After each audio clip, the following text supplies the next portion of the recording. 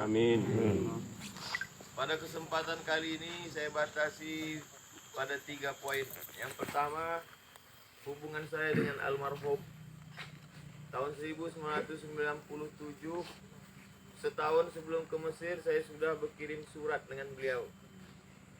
Beliau selalu membalas surat-surat saya. Tanggal 5 September 98, Ustadz Johar Arifin lah yang menjemput saya ke airport. Dialah yang membawa saya. Dialah yang menunjukkan saya tentang Kairo, membawa saya ke kampus. Sampai saya tamat kuliah, kami sama-sama haji tahun 2000 naik kapal laut. Satu kamar di kapal Wadi Nim. Pulang saya dari Mesir tahun 2008 dari Maroko. Saya silaturahim ke beliau. Beliaulah yang bawa saya ke UIN. Beliaulah yang memberitahu tes. Semakin dalam, semakin banyak budi baik orang, semakin dalamlah kasih sayang dalam hati. Dan ketika dia pergi, semakin terasa sakit. Semakin terasa sakit, maka semakin kuat doa. Semakin banyak. Yang kedua, malam tadi saya jam 10 masih sempat datang ke rumah sakit. Saya minta izin tapi tak bisa berjumpa. Saya hanya bisa melihat dari layar saja. Saya hanya bisa mendoakan. Tadi malam Ustadz Zul Ikromi yang pertama menyampaikan meninggal. Dan saya memang berazam ingin. Kalau dulu beliau menjemput saya ke Mesir, tak pernah terlintas di hati saya. Oh, saya akan mengantar saya gitu. Allah. Yang kedua hubungan kita tak pernah putus. Walaupun beliau sudah meninggal, kita tetap mendoakan beliau. Kita tetap bacakan Al-Fatihah. Kalau sanggup bacakan Yasin. Anak-anaknya tetaplah lanjut sekolah. Oma, saya paham, saya sendiri pun tak tahan. Bagaimana dengan Oma yang melahirkan, yang membesarkan beliau. Tapi insya Allah kalau kita bersama kita kuat insya Allah. Amin. Kalau kita bersama insya Allah kita kuat. Kita saling mendoakan.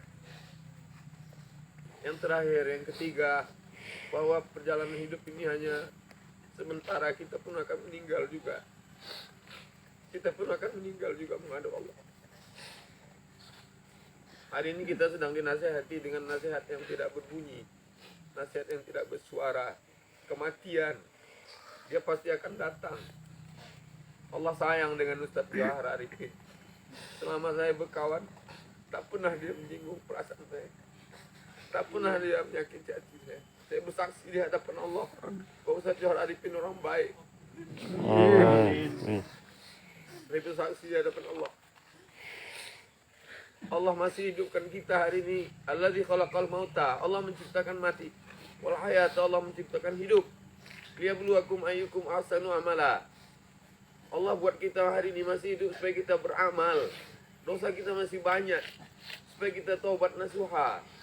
Ustadz Johar Arifin insyaallah husnul khatimah. Amin.